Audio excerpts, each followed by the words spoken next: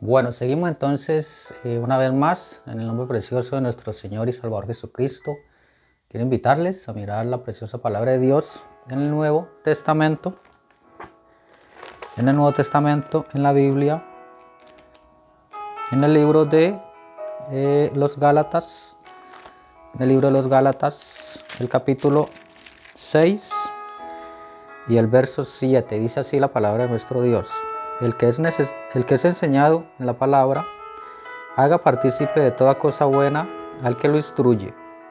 No os engañéis, Dios no puede ser burlado, pues todo lo que el hombre sembrare, eso también segará. Porque el que siembra para su carne, de la carne segará corrupción, mas el que siembra para el Espíritu, del Espíritu segará vida eterna.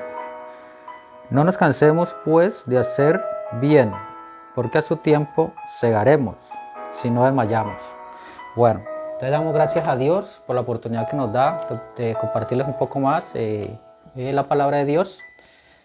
Y miramos entonces acá lo que el Señor está diciendo de que Dios no puede ser burlado y que, bueno, todo lo que el hombre siembre, eso también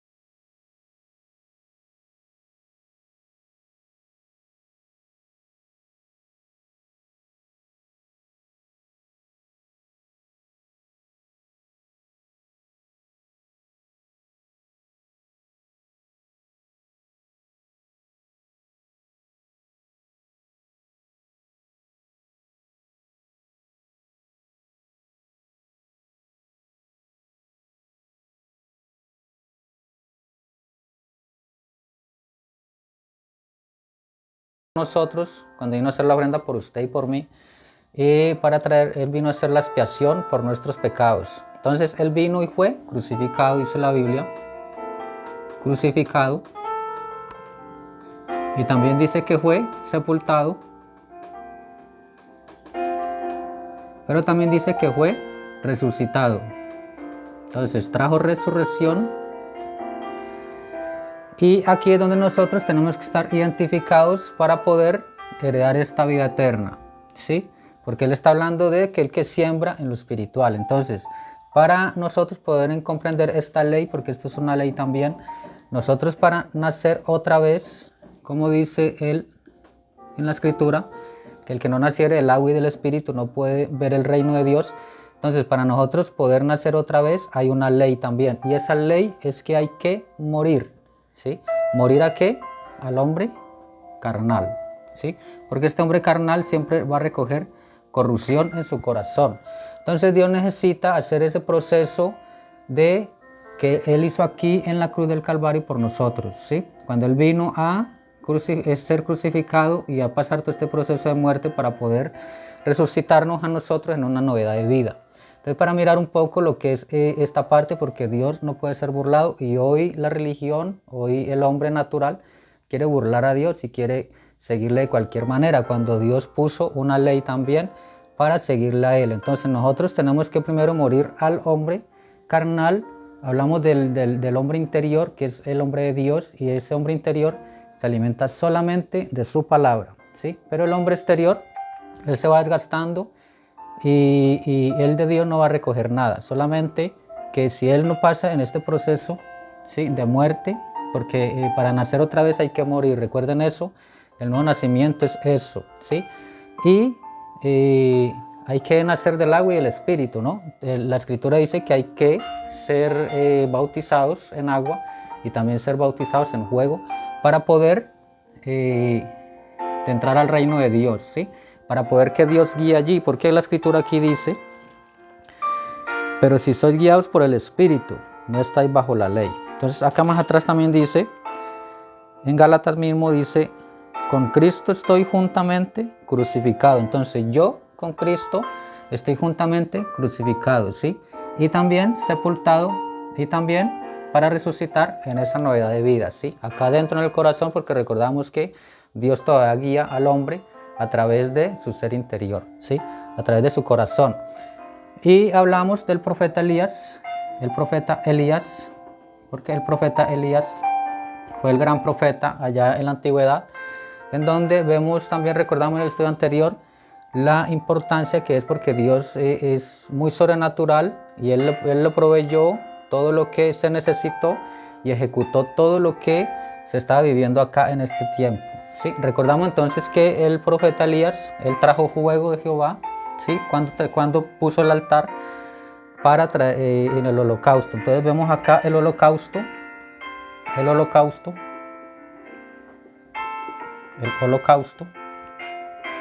sí, que se puso y finalmente Dios respondió con fuego. Recordábamos que estos profetas, que eran 450, ¿sí?, fueron cogidos y fueron decapitados, ¿sí?, por la espada de Elías. ¿Sí? Recordamos los 450 profetas de Baal. Y para recordar un poco también que Elías se presentó al rey Acab,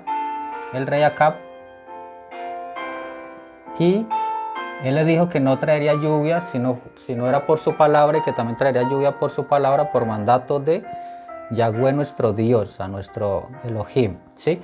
Y vamos a recordar un poco lo que fue el rey Acab y también Jezabel, su mujer, porque Jezabel era una mujer muy malvada y ella estaba en su día persiguiendo a los profetas de Dios y los mandaba a matar. Entonces Dios se enojó mucho y vino a traer los juicios para acá, para este tiempo, para este rey, para esta mujer y para sus descendientes, ¿sí? Vamos a mirar entonces un poco también la escritura, porque Dios, después de que Elías trae todo esto, Jezabel empieza a perseguir al profeta, y el profeta sube al monte Oré, a la montaña de Dios, y Dios lo sustenta para llegar allá, porque él caminó 40 días, ¿sí? Y él envía un ángel para que le trajera alimento para sustentarlo. Y vemos entonces al profeta allá en la cueva, cuando Dios le dice, ¿qué haces aquí, Elías? Dios le habla, ¿qué haces aquí, Elías? Y Elías viene y presenta su queja, ¿no? ¿Sí? Y entonces Dios le dice, devuélvete por donde has venido y ve, porque tu obra todavía no ha terminado. Entonces, ¿él qué hizo? Dios le dijo que fuera y ungiera a Hazael como rey de Siria, o sea, de los asirios. Y también a Jehú como rey de Israel. Y Eliseo como profeta, que lo iba a suceder al profeta Elías, porque el profeta Elías Dios se lo iba a llevar. Recordemos que Dios se llevó al profeta Elías en unos carruajes, ¿sí? Con caballos de fuego y toda esa parte que Elías también decimos que representó el rapto. Entonces Elías representó el rapto, porque Dios pone este tipo y sombra para hacerlo acá. Entonces al final de la iglesia, de la Odisea, cuando él termine la edad de la iglesia, también vemos que va a haber el rapto, ¿no? Entonces vemos el rapto acá también para la iglesia, porque Dios se la tiene que llevar, Dios les tiene que sacar a sus elegidos. Entonces miramos esa parte para recordar un poco lo que es todo esto, porque la Biblia nos muestra el modelo acá atrás para poder Dios hacerlo acá adelante, ¿sí? Recordamos también que el rey Acab, finalmente Dios, Porque aquí vemos también la viña de Nabot, vemos la viña de Nabot. Y aquí aconteció que el rey Acab quería comprarle su viña, pero Nabot no se la quiso vender, entonces él fue y le dijo a su mujer Jezabel, y Jezabel dijo, tranquilo que tú tendrás la viña. Entonces Jezabel, ella levantó falsos testimonios y también recogió cartas y las envió allá, acá los ancianos de acá, de este lugar que se llamaba Jezreel. Y estos ancianos, al ver toda esta presión y todas estas cosas de parte del rey, porque ella mandó a poner el sello de parte del rey, ¿sí?, en las cartas, y todo eso presionando para que le hicieran juicio a este hombre, a Nabot, ¿sí? Finalmente ellos lo sacaron y le dieron muerte, ¿sí? Finalmente porque se levantó falsos testimonios diciendo que él había blasfemado contra el rey y contra Dios. Entonces vemos aquí la injusticia que hicieron ellos, ¿sí? Porque Jezabel era una mujer muy malvada, ¿sí? Y llevó a los hijos de Israel a la idolatría, y dentro de los ídolos, dentro de una cantidad de cosas. Y Dios estaba allí peleando a través del profeta Elías, ¿sí? Seguimos, entonces vamos a mirar en la palabra de Dios, en el 1 Reyes 21, el capítulo 17, dice así. Entonces vino palabra de Jehová a Elías Tisbita diciendo, levántate, desciende a encontrarte con Acab, rey de Israel, que está en Samaria. He aquí él está en la viña de Nabot, la cual ha descendido para tomar posesión de ella. Y le hablarás diciendo, así ha dicho Jehová, no mataste y también has despojado. Y volverás a hablarle diciendo, así ha dicho Jehová, en el mismo lugar donde lamieron los perros la sangre de Nabot, los perros lamerán también tu sangre, tu misma sangre.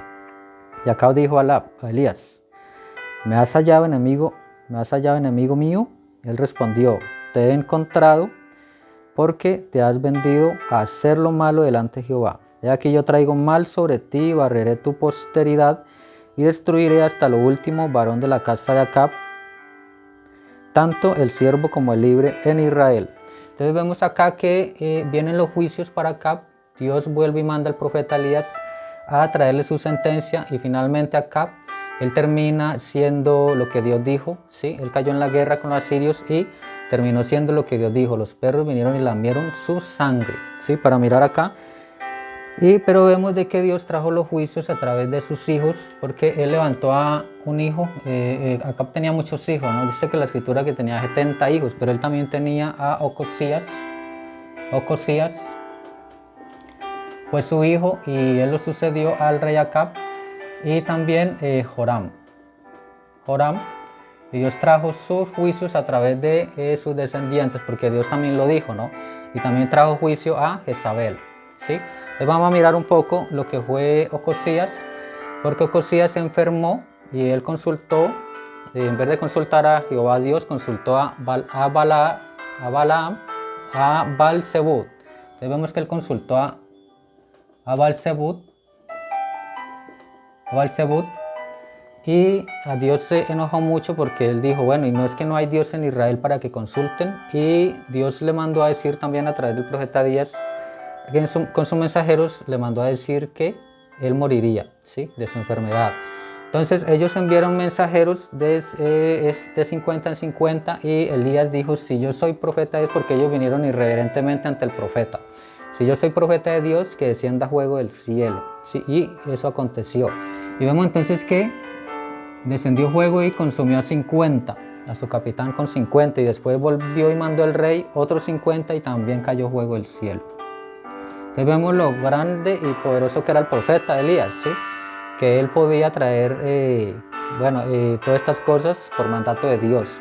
Y vemos que finalmente vinieron con reverencia y todo ante el profeta, otros 50, y ya el profeta pudo descender a decirle al rey Ocosías lo que le iba a pasar, ¿sí?, que finalmente moriría. Entonces siguió el rey Joram, y ahí donde vemos también a Jehú, porque Jehú entra, Jehú rey de Israel entra a la escena a traer los juicios que Dios había decretado de antemano para Jezabel y toda esta parte, ¿no? de Acab y su descendencia. Vamos a mirar Segunda de Reyes, el capítulo 9. Dice acá la muerte de Jezabel. Dice acá, en el 32. Alzando, vino pues Jehú a Jezreel, y cuando Jezabel oyó, se pintó los ojos con antimonio y atavió su cabeza, y se asomó a una ventana. Y cuando entraba Jehú por la puerta, ella dijo: sucedió bien a Zimri, que mató a su señor. Alzando él entonces su rostro hacia la ventana, dijo: ¿quién está conmigo? ¿Quién? Y se inclinaron hacia él 2 o 3 eunucos, y él les dijo: echadla abajo. Y ellos la echaron, y parte de su sangre salpicó en la pared y en los caballos, y él la atropelló. Entonces vemos acá que vino el juicio sobre Jezabel. Dice más abajo, dice: y el cuerpo de Jezabel será como estiércol sobre la faz de la tierra en la heredad de Jezreel, de manera que nadie puede decir: esta es Jezabel. Entonces vemos aquí que los perros comieron su cuerpo, ¿no? Dice acá la escritura, comieron su cuerpo, y finalmente se cumplió lo que Dios dijo a través del profeta Elías. Entonces vemos que ellos comieron, los perros comieron su cuerpo, ¿sí? Porque vamos a mirar, porque vamos a encontrar a Jezabel, a esta Jezabel, ¿sí? Su influencia y todo lo que ella puso aquí lo vamos a encontrar más adelante en el Nuevo Testamento. Entonces vamos a mirar un poco la escritura en el Nuevo Testamento para mirar lo que es la ley de la siembra, ¿no? ¿Sí? Porque eso Dios lo puso como una ley aquí en el Nuevo Testamento, en el libro del Apocalipsis, porque Dios dijo en su palabra que Él no tomará por inocente al que es culpable. Entonces vemos que Dios es un Dios también de juicio, ¿no? Dios es un Dios de amor, pero Él también es un Dios de juicio, y no tomará por inocente a aquel que es culpable. Entonces vemos aquí el ángel de la edad de Tiatira, en la cuarta edad, y dice así la escritura, y escribe al ángel de la iglesia en Tiatira. Está hablando el Señor Jesús aquí: el Hijo de Dios, el que tiene ojos como llama de fuego y pies semejantes al bronce bruñido, dice esto: yo conozco tus obras y amor y fe y servicio y tu paciencia, que tus obras postreras son más que las primeras, pero tengo unas cosas contra ti, que toleras a esa mujer Jezabel, que se dice profetiza, y enseña y seduzca a mis siervos a fornicar y a comer cosas sacrificadas a los ídolos. Entonces vemos acá que esta Jezabel, aquí la encontramos como una profetisa, y esta profetisa también es una idólatra, o sea, trae idolatría, y enseñó a fornicar. ¿Sí? Porque todo esto se recogió en las edades de la iglesia, ¿sí? Las primeras edades de la iglesia. Entonces vemos acá esta influencia de Jezabel, ¿sí? Porque el Espíritu de Dios también nació aquí en el libro de los Hechos, cuando Él puso Espíritu en sus discípulos, se vino por todas las edades, igual el espíritu del anticristo, ¿sí? El espíritu del anticristo vino primero con la doctrina de los Nicolaitas, dice el Señor: la doctrina la cual yo aborrezco, dice el Señor Jesús. Y también trajo el balaísmo, ¿sí? Hablando de Balaam, porque Balaam, él se vendió por dinero allá, cuando el profeta Balaam y toda esa parte, en el Antiguo Testamento. Entonces todo esto vino y se recogió, y ahorita ya se volvió profetiza, y siempre una mujer en la iglesia representa una iglesia. Entonces vemos acá la iglesia, porque esta iglesia finalmente termina siendo la gran ramera. Entonces vemos acá la gran ramera de Apocalipsis 17. Entonces vamos a mirar también un poco el mensaje, la exposición de las 7 de la iglesia según el séptimo ángel, ¿sí? Que Dios le reveló, porque este es un mensaje precioso, la exposición de las 7 de la iglesia. Vamos a mirar un poco este mensaje para darle más luz a todo esto que estamos hablando acerca de aquella mujer Jezabel. Y en la página 232 dice así: ahora, todo el clamor de Dios en contra de esta cuarta edad se encuentra en su denuncia de esta profetisa Jezabel, y para entender mejor el porqué de esa denuncia tendremos que escudriñar su historia en la Biblia. Y cuando hallamos lo que ella hizo en el pasado, entonces sabremos lo que está sucediendo en este tiempo. Entonces vemos acá que este candelabro representa las 7 edades de la iglesia con sus mensajeros, sus estrellas y todo eso, y el tiempo, las edades y toda esta parte. Vemos que él está hablando de la cuarta edad aquí porque Apocalipsis 1, 2 y 3 habla de las 7 edades de la iglesia y está hablando de la cuarta edad. Entonces vamos a hablar de la cuarta edad un poco de la iglesia, la cuarta edad en Tiatira fue la cuarta edad, y el mensajero que fue Colombo, y aquí está hablando Dios a través del mensajero, dice acá así, sigue diciendo: lo primero y muy importante que aprendemos acerca de Jezabel es que ella no es una hija de Abraham, ni tampoco su admisión en las tribus de Israel, una de carácter espiritual como en el caso de Ruth la Moabita. No, señor, esta mujer era hija de Edbal, rey de los Sidonios, que está en 1 Reyes 16, quien fue el sacerdote de Astarte. Él había obtenido el trono asesinando a Feles, su predecesor. Claramente vemos que es hija de un asesino. Ciertamente esto nos hace recordar a Caín. Y la manera en que ella llegó a ser parte de Israel no fue por medio de los canales espirituales que Dios había ordenado para la admisión del gentil. Ella era más bien, entró por medio del matrimonio con Acab, el rey de las 10 tribus de Israel. Ahora esta unión, como hemos visto, no fue espiritual, fue más bien política. Y así esta mujer, que estaba tan compenetrada en la idolatría, no tenía ningún deseo de llegar a ser una adoradora del único Dios verdadero. Antes, por el contrario, ella vino con las intenciones declaradas de apartar a Israel del Señor. Ahora Israel, las 10 tribus, ya tenían el conocimiento de la oración de los becerros de oro, pero todavía no estaba completamente dado a la idolatría, porque aún se adoraba a Dios y se reconocía la ley de Moisés. Pero desde el tiempo del matrimonio de Acab y Jezabel, la idolatría progresó en una manera mortal. Fue cuando esta mujer llegó a ser sacerdotisa en los templos que ella edificó a Astarte. Astarte, ¿qué significa? O sea, Astarte era Venus, y a Baal, que era dios del sol. Cuando Israel llegó al punto más crítico de su vida, con este conocimiento podemos empezar a ver lo que el Espíritu de Dios está dando a conocer en esta edad de Tiatira aquí. Entonces vemos acá a Tiatira, la edad de Tiatira, que todo esto entró. Sí, porque en el concilio de Nicea, la iglesia original que empezó aquí en Pentecostés con el Espíritu Santo, ella cayó porque ella se mezcló con credos, tradiciones, y la iglesia vino a ser una iglesia política. ¿Sí? O sea, se unió la religión y la política, trajeron el paganismo y trajeron todas estas cosas y las instalaron. Y allí donde vemos el anticristo en la primera edad también, que se le dio una corona y todo eso. Y empezó a cabalgar, ¿sí?, el espíritu del anticristo y toda esta parte, ¿sí?, tanto como el Espíritu Santo también a través de las edades. Entonces vemos hoy el mismo modelo también, lo vemos porque finalmente esto se va a volver un poder y va a ser el poder de la bestia. Entonces vemos acá que Elías, el profeta Elías, él tiene que volver acá para venir a hacer el programa con los judíos, Elías y Moisés, y los 144.000. Entonces vemos acá 144.000 sellados, ¿sí?, por el mismo Espíritu Santo, porque aquí también hubieron 7.000, ¿sí?, que no besaron a Baal, ¿sí? Entonces vemos que todo esto es precioso porque la Escritura nos muestra un poco de lo que es el programa.